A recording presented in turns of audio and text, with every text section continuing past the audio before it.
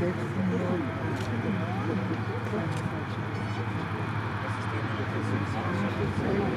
şeyler.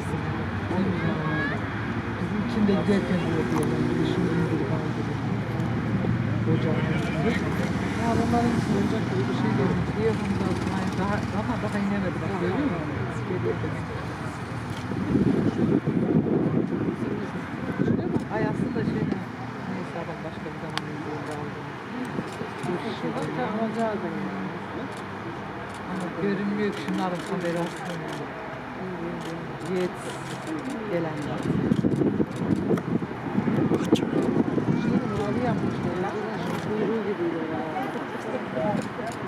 Yenileri.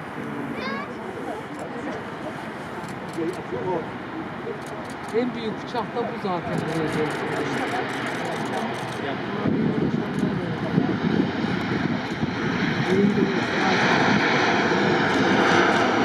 Uçak